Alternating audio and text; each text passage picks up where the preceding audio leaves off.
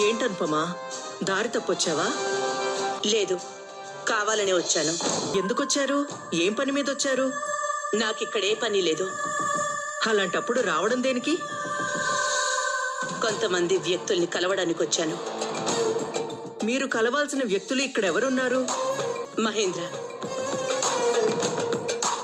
మహేంద్రని కలవడానికి వచ్చారా?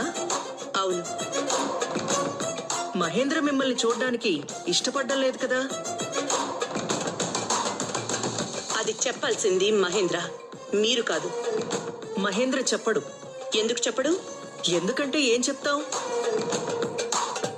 తను ఒంటరిగా బాధలో ఉంటే మీరు వదిలేసి వెళ్ళిపోయారు. అప్పట్నుంచి మహేంద్ర మీ మీద చాలా చిరాగ్గా ఉంటున్నాడు. ఇక మీరొచ్చిన పని అయిపోయింది, కానీ దయచేయండి. మేము ఒంటరిగా వదిలేసి వెళ్ళిపోవడానికి కారణమేంటో మీకు తెలుసు కదా. చెప్పావా మరి నీ కొడుక్కి? ఏంటి చెప్పలేదా? ఏంటా కారణం? మను ఎప్పుడొచ్చారనుపమా?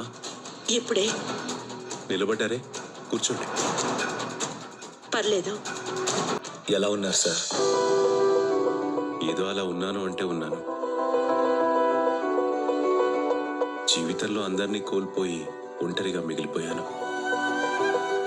సారీ సార్, మీ నుంచి వెళ్ళిపోయినందుకు. సారీ ఎందుకు మను?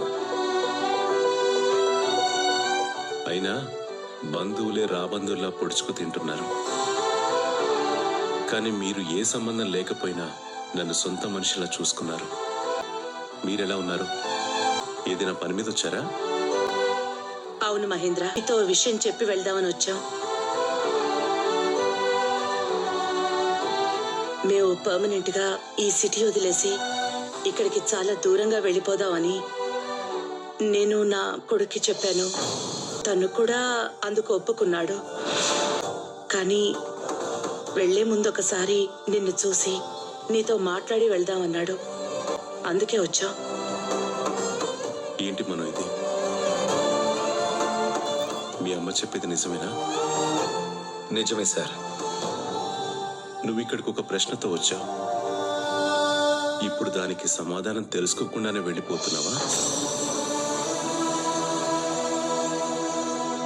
చెప్పు మను. ఆ ప్రశ్నకి సమాధానం తెలియాల్సిన అవసరం లేదనుకుంటున్నాను సార్. తండ్రి గురించి తెలుసుకోవాల్సిన అవసరం లేదనుకుంటున్నాడు. లేదంటే తండ్రి ఎవరో కన్ఫర్మేషన్ వచ్చిందో? ఏమనుపమా, నీకు తెలిసిన విషయాలు చెప్పావా?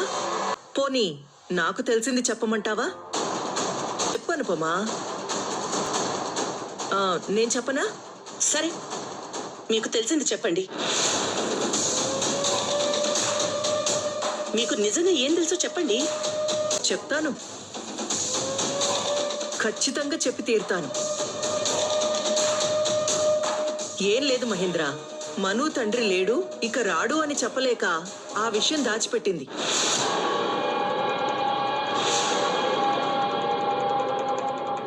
వాళ్ళ నాన్న లేడని నేను మీకు చెప్పానా? లేదు కదా. మరెందుకలా అంటారు? సర్లే, ఇదంతా నాకెందుకు కానీ.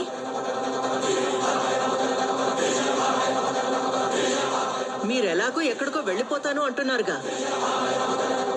వెళ్ళిపోయే వాళ్ళు వెళ్ళక మళ్ళీ ఇక్కడికొచ్చి చెప్పడం ఎందుకు?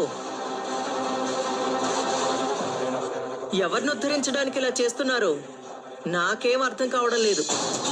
వదిన గారు, ఇక ఆపండి. అయ్యో మహేంద్ర, అసలు నేను ఇప్పుడు ఏమన్నాను? నీ ఫ్రెండ్ని ఒక్క మాట కూడా అననివ్వవు.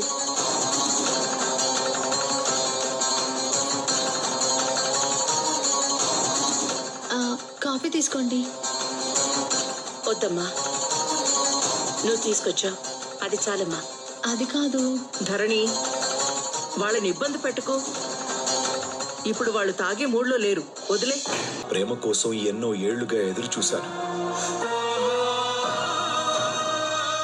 మీరు నన్ను కన్న బిడ్డలా చూసుకున్నారు. నాకు ప్రతి విషయంలో ఒక తండ్రిలా నా వెంట ఉండి నడిపించారు. నేను మిమ్మల్ని హగ్ చేసుకున్నప్పుడు నా తండ్రి ప్రేమ వెలకట్టలేనిది.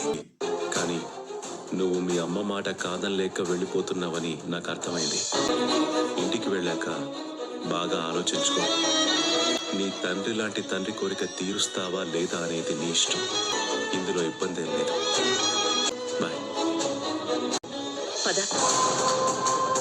నీకు ఏమాత్రం పౌరుషం ఆత్మాభిమానం ఉన్నా జీవితంలో మళ్ళీ మా ఇంట్లో అడుగు పెట్టుకో.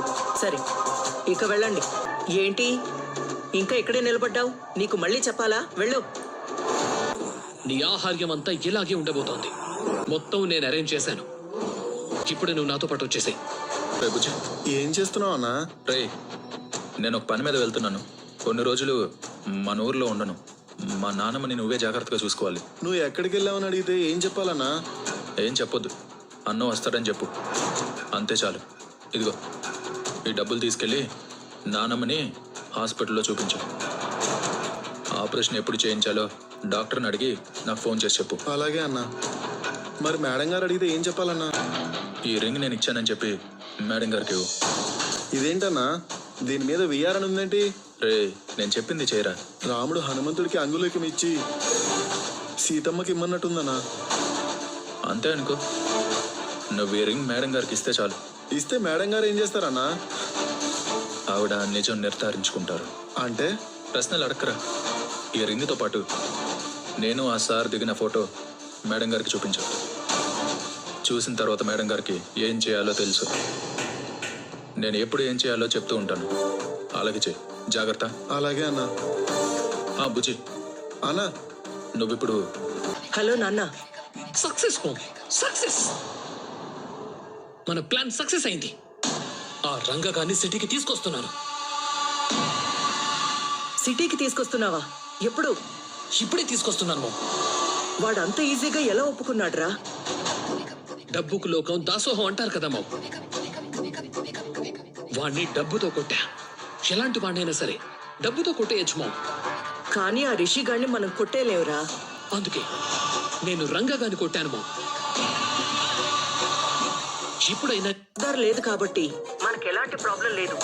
ఒకవేళ తనుంటే ఆ రంగాన్ని అలా చూడగానే ఇలా చెప్పేస్తుంది, వాడు రిషి కాదు వేరే వాడని. ఎందుకంటే రిషి ప్రతి కదలిక వసుధారికి తెలుసు. అలాగే మహేంద్ర కూడా రిషి గురించి తెలుసు కదరా. తను వాణ్ణి గుర్తుపడితే? గుర్తుపట్టడు. అది నువ్వెలా చెప్తున్నావు? నేను వాడికి ట్రైనింగ్ ఇస్తాను కదా మామ్. సరే, మీరిప్పుడు ఎక్కడున్నారు? బాబాయ్ ఇంటికి బయలుదేరుతున్నా. అంటే వాడు నీ పక్కనే ఉన్నాడా?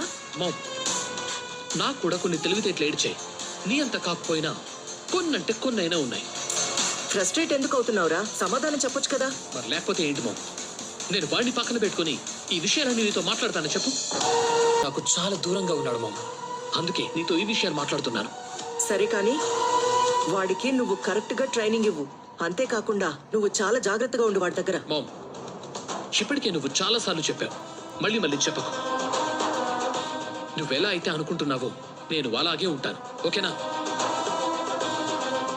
ఇంకో విషయం మామ్, ఆ రంగగాడు రేపే డైరెక్ట్ గా రంగంలోకి దిగుతున్నాడు. సరేనా? సరే నాన్న. ఉంటాను మామ్. నాకు ఇక్కడ చాలా పని ఉంది. అది పూర్తి చేసుకుని ఇంటికి వస్తాను. అలాగే నాన్న, జాగ్రత్త. రే, ఈ విషయం మన మధ్యలోనే ఉండాలి. ఎవ్వరికీ చెప్పొద్దు. సరే అన్నా. చెప్తే మనం ప్రమాదంలో పడతాం. అలాగే అన్నా. జాగ్రత్త. నిజం చెప్తావా? ఇన్నేళ్ళు అంతగా ఫీల్ అయ్యాను. సార్ కూడా నన్ను ఒక కొడుకులాగే ఫీల్ అయ్యారు.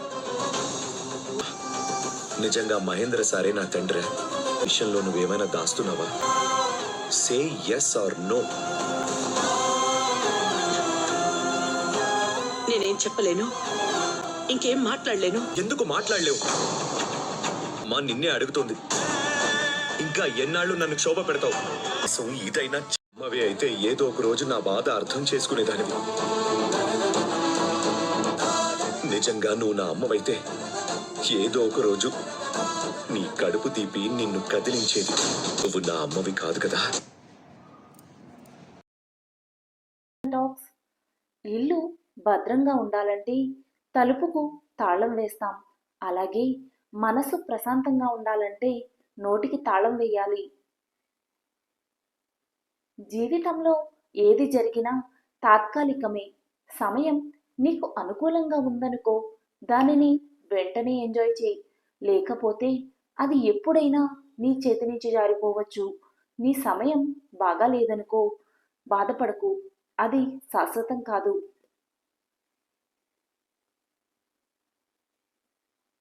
జరిగిన దాన్ని గురించి ఎప్పుడూ చింతించకు. ఎందుకంటే మనకు జరిగే మంచి మనకు ఆనందాన్ని ఇస్తే, జరిగే చెడు అనుభవాన్ని ఇస్తుంది. వెతికితే దొరికేది, వెతికి వెతికి చెప్పేది అబద్ధం. వెతకకుండా దొరికేది నమ్మకం. ప్రయత్నించనిదే ఫలితం దక్కదు.